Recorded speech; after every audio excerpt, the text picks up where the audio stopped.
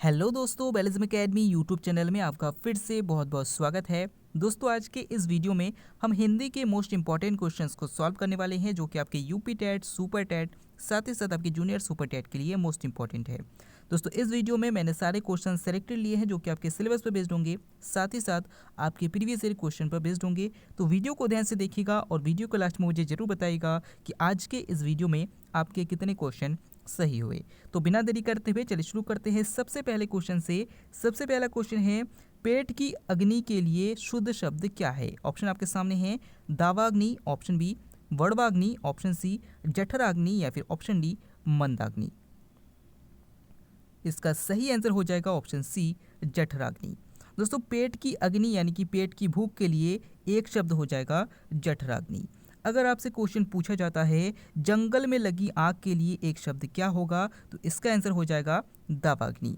अगर आपसे पूछा जाता है समुद्र में लगी आग के लिए एक शब्द क्या होगा, तो इसका आंसर हो जाएगा वड़वाग्नि। तो ये सारे क्वेश्चन भी इंपॉर्टेंट है, याद रखिएगा। अगला क्वेश्चन, श्लेष अलंकार होता है, आपको बताना है कि इनमें से श्लेष अलंकार जो है किस अलंकार का भेद है। ऑप्शन आपके सामने है, शब्द अलंकार ऑप्शन बी, अर्थ अलंकार ऑप्शन सी, ओहे अलंकार या फिर ऑप्शन डी, उपयुक्त सबसे अलग। इसका सही आंसर हो जाएगा ऑप्शन ए, शब्द अलंकार। तो दोस्तों, अलंकार क्या होता है? तो आपको पता है कि काव्य की शोभा बढ़ाने वाले शब्दों को अलंकार कहा जाता है।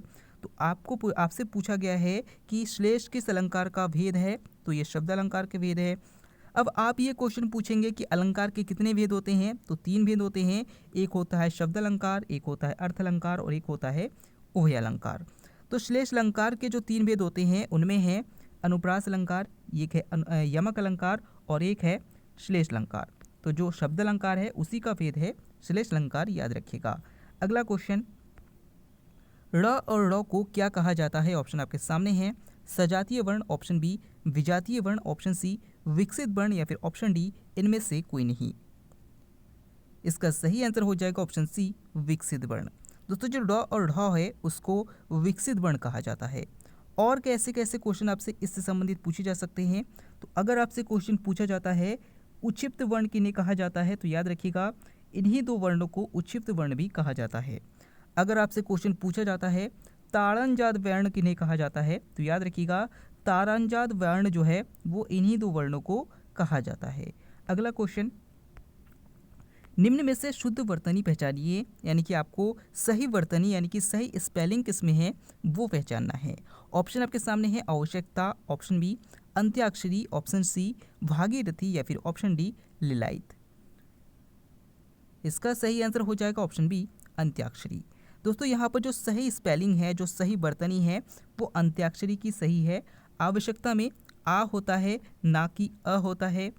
सी में जो ऑप्शन है भागीरथी, इसमें भागीरथी होता है ना कि भगीरथी होता है, यानी कि ऑप्शन भी हमारा बिल्कुल सही है। अगला क्वेश्चन, उपमा अलंकार का उदाहरण छाटिए। ऑप्शन आपके सामने है, परमहंस सब बाल्यकाल में सब सुख पाए ऑप्शन बी, नीलांबर परिधान हरित पट पर सुंदर है ऑप्शन सी, शीतल मंद सुगंध पवन हर लेता श्रम है या फिर ऑप्शन डी, उपयुक्त में से कोई नहीं। इसका सही आंसर हो जाएगा ऑप्शन ए, परमहंस सम बाल्यकाल में सब सुख पाए। तो दोस्तों, अगर आप सेंटेंस को देखकर घबरा रहे हैं तो आपको सेंटेंस को देखकर बिल्कुल नहीं घबराना है, क्योंकि अगर आपको उपमा अलंकार की ट्रिक पता है तो आप इसका आंसर बिल्कुल फटाक से कर सकते हैं। कैसे कि अगर जब भी आपके सामने किसी भी सेंटेंस में सम आए या फिर जैसा आए या फिर वैसा आए या फिर सरिस आए, इसका मतलब ये हो जाएगा कि उसमें उपमा अलंकार है। यानी कि पहले वाले सेंटेंस में अगर आप देखेंगे तो यहाँ पर सम शब्द दिया गया है, यानी कि इसमें उपमा अलंकार हो जाएगा। अब आप ये पूछेंगे कि उपमा अलंकार की परिभाषा क्या है, तो आपको मैं बता दूं इसकी परिभाषा है कि उपमेय में उपमान की जब तुलना की जाती है तो वहाँ पर उपमा अलंकार होता है। जैसे अगर मैं उपमेय और उपमान की बात करूँ तो मान लीजिए उपमेय मतलब मैं हूँ और उपमान मतलब यहाँ पर उपमा अलंकार हो जाएगा। यानी कि ऐसे वर्ड को हमें ढूंढना है जिससे हम तुलना कर रहे हैं, यानी कि ऑप्शन ए हमारा बिल्कुल सही हो जाएगा। अगले क्वेश्चन की ओर बढ़ते हैं। अगला क्वेश्चन है, नेक्स्ट क्वेश्चन है, ऊन का तत्सम रूप क्या है? ऑप्शन आपके सामने है, ऊन्य ऑप्शन बी, ऊर्ण्य ऑप्शन सी, उड़ण या फिर ऑप्शन डी, ऊण। इसका सही आंसर हो जाएगा ऑप्शन डी, ऊण। दोस्तों जो ऊन का तत्सम रूप है वो ऑप्शन डी ऊन जो है वो बिल्कुल सही है। अगले क्वेश्चन को बढ़ते हैं। अगला क्वेश्चन है तालव्य वर्णों की संख्या कितनी है? ऑप्शन आपके सामने है 5, ऑप्शन बी 9, ऑप्शन सी 11 या फिर ऑप्शन डी 7। इसका सही आंसर हो जाएगा ऑप्शन डी 7। दोस्तों तालव्य वर्णों की संख्या 7 है। अब आप बोलेंगे कौन कौन से हैं, तो आपको पता है च वर्ग के जितने भी वर्ण हैं उनको हम तालव्य वर्ण कहते हैं, जिनमें है च, छ, ज, झ और या। यानी कि टोटल जो 5 वर्ण है वो तालव्य वर्ण हो गए किसके? च वर्ग के। इसके अलावा 2 वर्ण और कौन कौन से हैं, तो उनमें ध्यान रखिएगा, उनमें एक है या और एक है शा। यानी कि टोटल 7 वर्ण जो है वो तालव्य वर्ण के अंतर्गत आते हैं। अगला क्वेश्चन, उपसर्ग को कहते हैं, आपको बताना है कि उपसर्ग को इनमें से क्या कहा जाता है। ऑप्शन आपके सामने है शब्दांश, ऑप्शन बी वाक्यांश, ऑप्शन सी शब्द या फिर ऑप्शन डी पद। इसका सही आंसर हो जाएगा ऑप्शन ए शब्दांश। दोस्तों जो उपसर्ग है उपसर्गों को शब्दांश कहा जाता है। अगर आपसे पूछा जाता है प्रत्यय को क्या कहा जाता है, तो प्रत्ययों को भी शब्दांश कहा जाता है। अब आप ये पूछेंगे कि हिंदी में उपसर्गों की संख्या कितनी है, तो याद रखिएगा हिंदी में टोटल 21 उपसर्ग होते हैं और संस्कृत में टोटल 22 उपसर्ग होते हैं। तो याद रखिएगा, इंपॉर्टेंट है। अगला क्वेश्चन, नेता का स्त्रीलिंग क्या हो जाएगा? ऑप्शन आपके सामने है नेता, ऑप्शन बी नेत्री, ऑप्शन सी नेति या फिर ऑप्शन डी उपयुक्त में से कोई नहीं। इसका सही आंसर हो जाएगा ऑप्शन बी नेत्री। दोस्तों नेता का जो स्त्रीलिंग है वो नेत्री बिल्कुल सही हो जाएगा, यानी कि ऑप्शन बी हमारा बिल्कुल सही है। अगला क्वेश्चन है, किस वाक्य में अकर्मक क्रिया का प्रयोग किया गया है? ऑप्शन आपके सामने है मजदूर चाय पी रहा है, ऑप्शन बी बालक बहुत देर से रो रहा है, ऑप्शन सी अम्मा खाना बना रही है या फिर ऑप्शन डी रमेश पुस्तक पढ़ रहा है।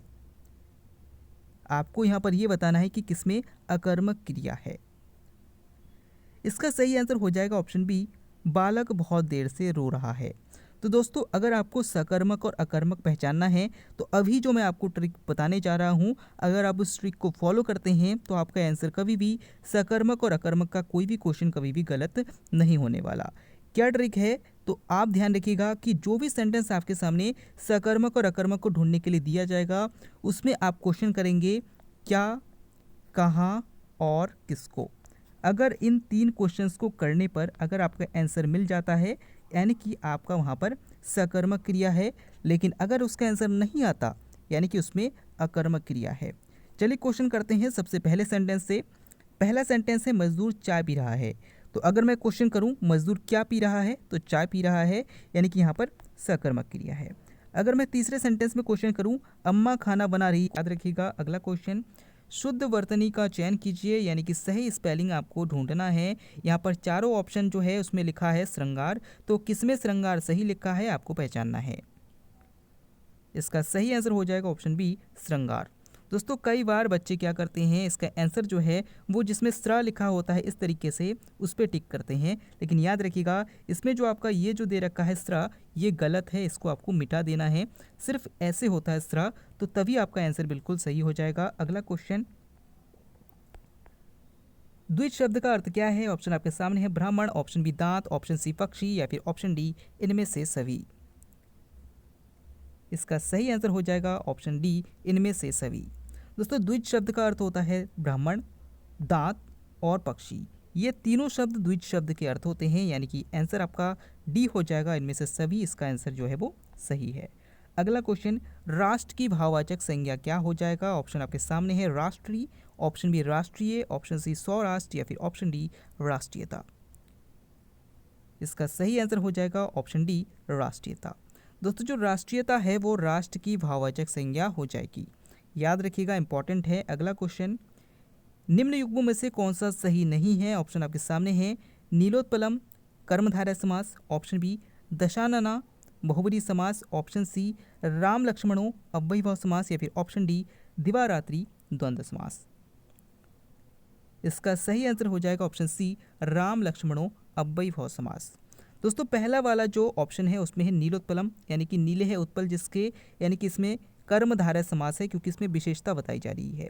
ऑप्शन बी है दशानना, यानी कि इसमें रावण की बात हो रही है, आपको पता है, जिसके 10 आनन हैं उसे हम कहते हैं दशानन, और 10 आनन किसके थे? रावण के थे, यानी कि ऑप्शन बी जो है यहाँ पर है बहुवचन समास, बिल्कुल सही है।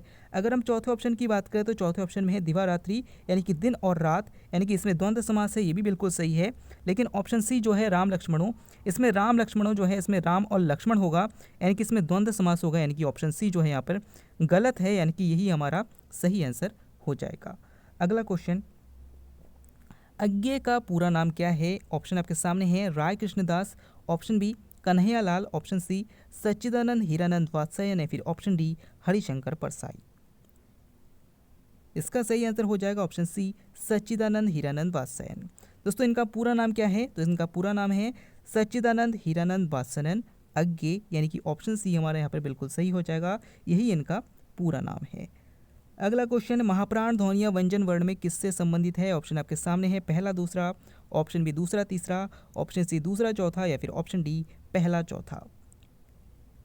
इसका सही आंसर हो जाएगा ऑप्शन सी दूसरा और चौथा। दोस्तों अगर हम महाप्राण वर्ण और अल्पप्राण वर्ण की बात करें तो आपको पता है कि अगर मैं मान लेता हूँ कि क वर्ग को मैं ले लूँ, क ख ग घ और अंगा, इसमें याद रखिएगा कि क ख ग घ और अंगा जो है, इसमें क जो है और जो यहाँ पर ग है, यानी कि क ख ग घ अंगा में लेने पर जो पहला और तीसरा वर्ण है ये दोनों कहलाएंगे अल्पप्राण, लेकिन बाकी बचे जो वर्ण हैं वो कहलाएंगे महाप्राण, यानी कि इसमें दूसरे वर्ण, चौथे वर्ण और पांचवें वर्ण आएंगे महाप्राण के अंतर्गत, यानी कि यहाँ पर ऑप्शन सी जो है दूसरा और चौथा यहाँ पर हमारा सही हो जाएगा।